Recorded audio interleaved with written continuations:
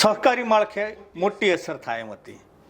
આની પકડ એમને આનો ફાયદો સહકારી માળખે એટલે ડેરી છે, બનાસ ડેરીની ચૂંટણી આમાં લેવાની એમની મહત્વાકાંક્ષા હોઈ શકે, એટલે જ એમને આ જિલ્લાની થોડીક વહેલી પેલી જાહેરાત કરી દીધી. નહીંતર તો હજુ 8મા 9મા મહિનામાં ઓફિસો ત્યાં બની નથી, કેમ જાહેરાત કરી હોય? પણ એ કારણ ચોક્કસ હોઈ શકે છે આનું સહકારી માળખામાં. કારણ કે વિચારો કે માની લો તમારે એક જિલ્લો નવો બની ગયો એટલે પછી તમે એક જિલ્લાવાળા એક થઈ જાઓ એટલે એના અંદર 5 વોટ છે ભાઈ, 6 વોટ સ્વાભાવિક છે કે, અને 7 તાલુકા લીધા એટલે ત્યાંના તો 7 વોટ થયા. એટલે આ અસર ચોક્કસ એવું કરતું હોઈ શકે. મારી સંભાવના, મારું મગજ આ કહે છે. બનાસકાંઠામાં એન્ટી શંકર ચૌધરીનો એક પ્રોપેગેન્ડા ચાલુ છે. લોકસભાની ચૂંટણીમાં પણ એ જોવા મળ્યું, એ પછી ભાજપના જ નેતા હોય તો પણ ક્યાંક એન્ટી શંકર ચૌધરીનો પ્રોપેગેન્ડા ચોક્કસ ચાલી રહ્યો છે.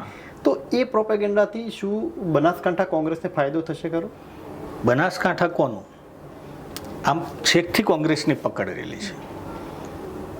આ ફેરે કોંગ્રેસના 2022માં 4 ચૂંટાઈને આવ્યા હતા ધારાસભ્યો, 4 ભાજપના હતા અને 1 અપક્ષ માવજીભાઈ દેસાઈ ધાનેરાથી. એટલે 4માંથી ગેનીબેન નીકળી ગયા, એના બદલામાં તો એ સીટ ખોઈ બેઠા, એટલે 36 છે. 2017માં 6 સીટો હતી. એના પહેલાં જેટલા આપણે હિસ્ટરી ચેક કરીએ તો બનાસકાંઠા ગુજરાતથી ઉલટું જ ચાલે. એટલે ત્યાં કોંગ્રેસની પકડ હતી જ નથી એમની.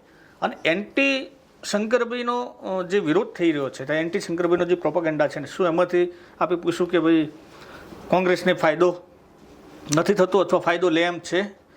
તો આ લીધો જ છે ને 2024ની લોકસભાના ઇલેક્શનમાં જે ગેનીબેન જીત્યા, એ ગેનીબેનની મહેનતને સલામ છે, એની રણનીતિ એ સારી હતી. પરંતુ સૌથી મોટો ઇફેક્ટ જો અસર કરતી હોય ફેક્ટર તો શું હતું? એન્ટી શંકર.